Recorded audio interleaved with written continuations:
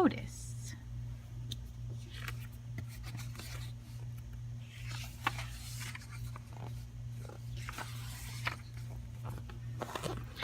There once was a friendly little tractor. His name was Otis, and every day Otis and his farmer worked together, taking care of the farm they called home. Otis liked to work.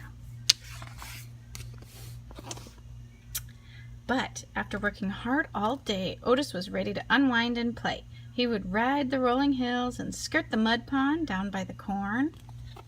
He would leapfrog bales of hay and explode through the haystacks. On occasion, he would chase a rabbit or play Ring Around the Rosie with the ducks to the sound of his steady put-put-puttity-chuff. And sometimes at the end of the day, he would just sit under the apple tree and watch the farm below. Every night, tired but happy, Otis would puff into the little stall in the barn that was all his.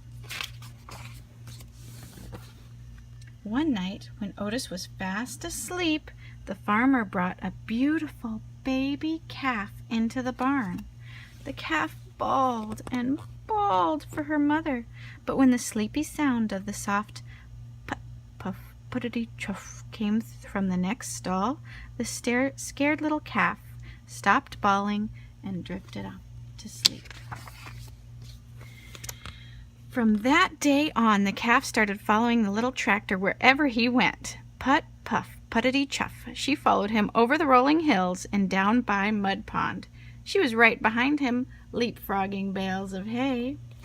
And the calf made their games of Ring Around the Rosie all the better.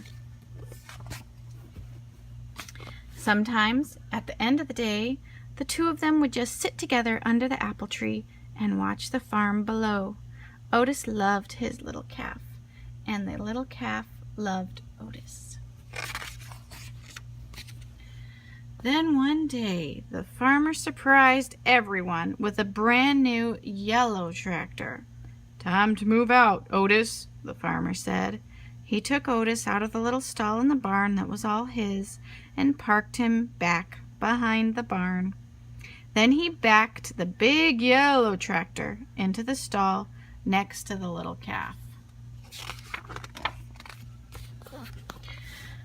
But the little calf didn't like the big yellow tractor. He had a deep rumbling snore that shook the stall when he slept. There was no one to purr the little calf gently to sleep, no one to spend her days with, and Otis could not even see his farm as the weeds began to cover his tires. His friend often sat with him, but she could not get him to play like the old days. It was early summer when the farmer discovered a poster. "Who has the prettiest calf in the land? Judges will decide at the county fair and award a fancy blue ribbon to the winner." The farmer knew the answer. He would show his little calf. But on the morning of the fair, the little calf was nowhere to be found. She had wandered down to the mud pond by the cornfield to cool off. When she waded into the muddy water, her feet sank. With every step, she sank deeper and deeper. The little calf was stuck in Mud Pond. "Get the hands!" the farmer shouted.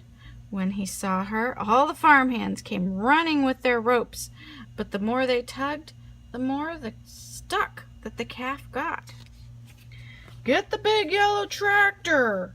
the farmer shouted. "He can save her!" But the big tractor just scared the little calf.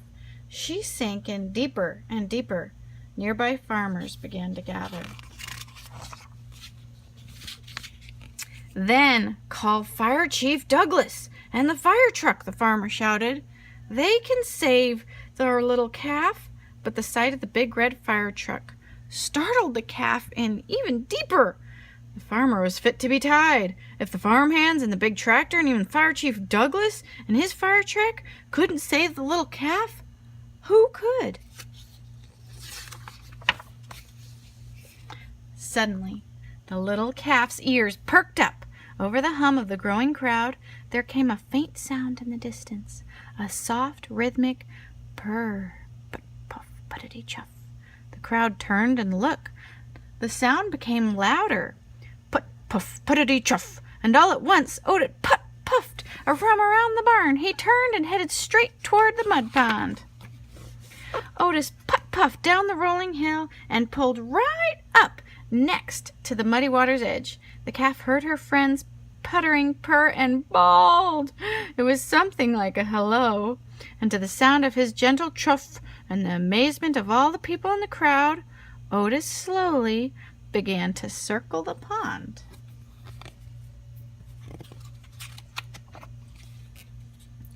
He circled, and the little calf turned and turned, never taking her eyes off of her friend. With each ring Otis made around the mud pond, the muddy grip loosened until the calf was able to stumble out of the mud pond on her own. The two friends had found each other again. Otis led the calf right down the dusty road toward the village, and everyone threw flowers as they went, following them into town. It looked like a happy parade. No one needed a fancy blue ribbon to tell them that the calf was a special calf. Otis was a special tractor, and the two of them were special friends. From that day on, the farmer discovered that with Otis's puttering purr beside the chicken coop, the chickens laid more eggs. At milking time, with Otis's gentle chuff nearby, his cows produced more milk.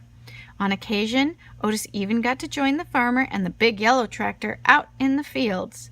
But often at the end of the day, Otis would just sit with his friend under the apple tree and watch the farm below.